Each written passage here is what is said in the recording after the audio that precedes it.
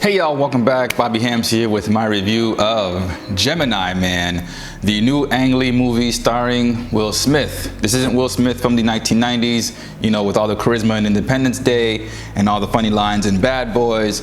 This is like Will Smith from After Earth, where he's serious and boring and uncharismatic as all get out. So in this movie, he plays an assassin who's trying to retire after he almost kills this little girl during one of his hits, one of his missions. And of course, playing with the old cliche of assassins in movies, his organization, well, he finds out something about his organization, and then his organization sends a hitman out to get him. Now, everyone knows in the trailers that the hitman is actually a younger Will Smith, you know, done with computers and is de-aged with CGI and everything. So, okay, there's no spoilers there. However, the movie itself isn't anything more beyond the trailers. You know, if you watch a trailer, you can basically predict how the movie's gonna turn out just from the trailer itself. There's nothing other than, oh, it's Will Smith older, and then there's a de-aged Will Smith. And that's the entire movie, right? Because it's basically Will Smith older, Will Smith younger, and then like 5 other people. It's him, the older Will Smith, younger Will Smith, the woman surveilling him, Clive Owen, who's the villain, the woman he worked with, Will Smith's handler, Will Smith's friend who flies a plane, and then Will Smith's friend who has a boat. And it's those 8 people, and that's the entire movie. That's like the entire cast that you see in the whole thing. And because of that, it feels incredibly, incredibly small. The movie just feels so small, but then even when they're traveling to, what was it, to Colombia and to, I don't know, what was it, Venice or wherever the hell, Paris, wherever they went, the whole thing feels small and just like claustrophobic, and which is bizarre, very, very strange, because it goes to, I think, 3 or 4 different places around the world, and yet the movie still feels like it's done in someone's garage. It feels very, very small. But with that being said, the plot isn't anything beyond, oh yeah, there's a younger guy trying to kill me, and because the organization I work with doesn't want me alive anymore, which was a good story, but it's told a lot better in like Assassins with Sylvester Stallone and Antonio Banderas. Done way better in that thing. So then the whole thing with him fighting himself as a younger kid, you know, it's like, okay, so that raised a couple questions for me because of the way, in one part of the movie where Will Smith is basically telling this kid his life. I don't know if it's like, it was Will Smith's life. It was like this kid who was his clone. And then I was like, well, was it supposed to be Will Smith fighting his old demons from how he was, you know, just basically focused on the job and that's all he wanted to do was complete the mission. But then I was like, well, I guess that could have been the whole deal, but then that part of the story was done a lot better in Logan, where, you know, you had Hugh Jackman, his old man Logan, facing off X-24, or facing off against X-24, who was Logan how he was when he was just a mindless, you know, temperamental and animalistic killing machine. And so you saw the dichotomy there, where it's like old man Logan's like, he doesn't want to kill, but he's got this younger version of him that's all he thinks about. So that worked a lot better in Logan. In this, Gemini Man doesn't work that well at all, because it just, there's no, I don't know if it's maybe because you had more time to grow with Logan, so you saw how he went from being one to the other. But in Gemini Man, you just meet Will Smith as an older person. You have no idea what he was like as a younger kid. So then when this younger kid shows up and he's fighting himself and he's just kind of saying all this stuff, oh, you're like this, you're like this, you're like this, you're like this. It's like, okay, I guess I'll just take your word for it. So that part didn't work. I don't know why I was there, but that part was done very much better in Logan. Old versus young, done way better in Logan. And it looked better too. The CG in Gemini Man is, parts of it look good with the de-aging. Parts of it, you know, looking at older Will Smith and then the younger de-aged version of him, it looks decent. It's not Uncanny Valley yet. It's not that creepy, but some of it was not so good looking, you know, at all. Especially during some of the fight scenes where instead of having a human body double in, you know, to perform the choreographed fights, they use all CGI, which then resulted in a lot of the kind of the Matrix 2, you know, Rubber Man kind of look, where there's no bone structure to the characters fighting. So it looked really, really bad. Especially in the catacombs, it looked really just awful.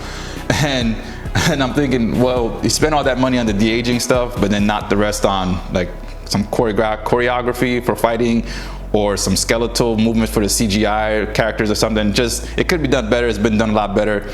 But then sticking with the effects thing, the clones, I never got sold on the clone Will Smith because he had no personality of his own, which was very weird to me to see. So with the clone thing, it's a physical copy of a person, right? It's not like the mental copy of them. It's not like the personality copy. It's a physical copy. So any sort of physical deformities that person might have had at birth, this clone will have also. Like if the person gets a scar later on in life, the clone's not gonna have that scar. That doesn't make any sense, right? So also in that same vein, I get it. So also in that same way, it's like this person was born as a clone, okay, fine. But then they grew up on their own, doing different things, meeting different people, having different experiences. So why Will Smith was able to rattle off, okay, you're like this, you're like this, you're like this, you're like this, to this kid was like very just jarring to me because, again, something else, another show did a lot better than this was Orphan Black with Tatiana Maslany. And in that show, she is basically kind of like the ground zero or the patient zero. And she has a bunch of clones of her running around, right? But they all look like her fine because they're physical copies of her. However, they all have their own separate personalities. They all have their own separate likes and fears and everything. So even though, and even in that show, the special effects were done a lot better to where Tatiana Maslany looked like she was interacting with herself, and the the graphics and the computer like imagery was done way better. Like I actually believed, oh, there's this clone, that clone, that clone. They're all in the same room and they're all interacting and speaking with each other, and it doesn't look weird. With Gemini Man, there's none of that. It's just no good. So the clone thing aside, the movie also is like weirdly lit to where scenes that were supposed to be dark were not dark at all. I didn't notice that until after I was thinking about it, especially during the catacombs, where like also in the trailer you can see this, where before Will Smith puts the light onto his younger self, you know, on the floor in the catacombs, that whole scene is like incredibly bright, which is like, are they outside now during a full moon? It was very, very bright. And then I realized like the whole movie was like that, whereas everything was like just super, super bright. And I don't know if that was supposed to be like, I have no idea what it was supposed to mean, if anything, or if the cinematographer just got the exposure wrong, or if they just added too much color to it. I don't know what was going on there, but it was just very, very bright, especially in dark scenes. It's very noticeable. And it's like there's no full moon out there, so I don't know why the hell everything is just so well lit, and just it took me out of it completely. And talking about it feeling small, the dialogue itself is like very, very quiet, and I don't know why, but it just like throughout the whole thing, something about the dialogue, the delivery, and the volume just kept nagging me in the ear, and I was like, what is going on here? What's with this dialogue? I don't get it, like, at all. And it's like maybe it's because it wasn't written or delivered in the way people actually speak. That might have been it. And there's just like, it was just like borderline, you know, human. I don't know. But the dialogue was just, it seemed very, just slightly off kilter, to where it's like, something's wrong there. Something is definitely wrong there.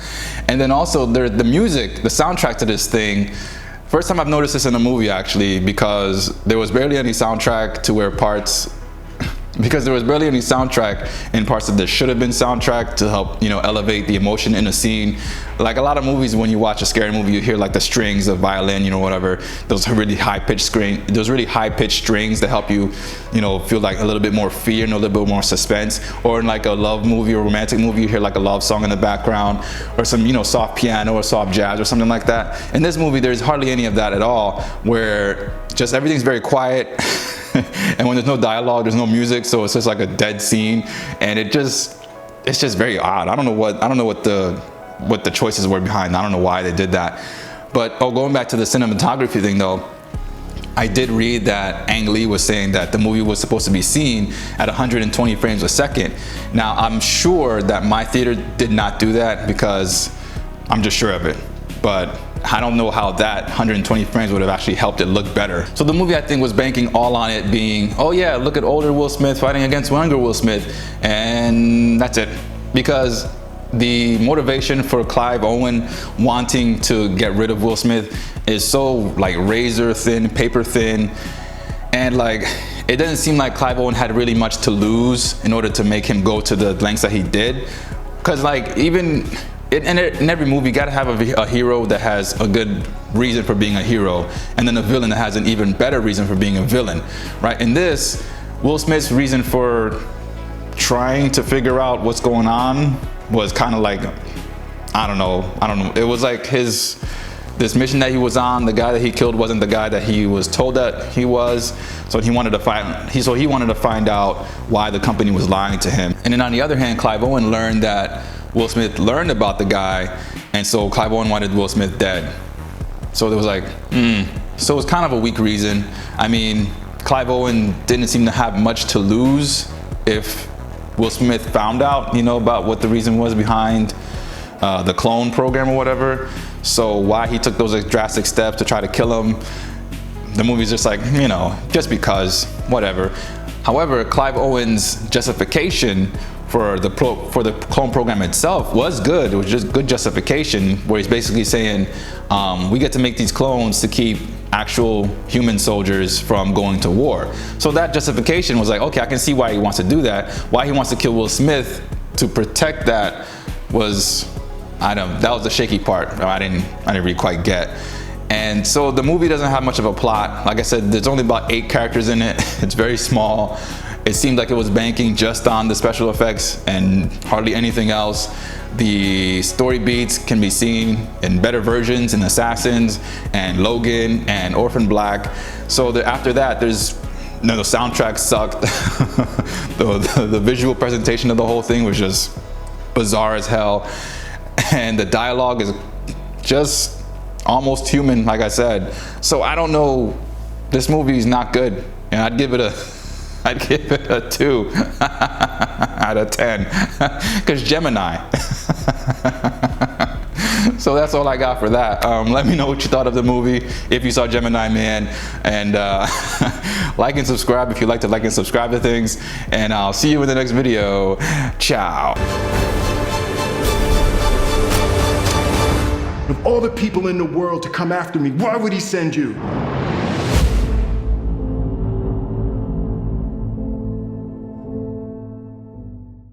So I had this whole little thing that I was gonna do before the video, an idea that came to me before Gemini Man came out, and I decided to go see it. And it was gonna help me actually get better at editing in Premiere Pro, which is what I use for these videos. But also, I think it would have been pretty funny because Will Smith is a Libra and I'm a Libra. But then the whole thing was gonna be like, well, you're a Libra, you can't review Gemini Man. So it was gonna be pretty good, I thought. But then I actually saw the movie, and I was like, I'm not gonna go through all that just for this thing. So I'll do it another time. All right, real ending.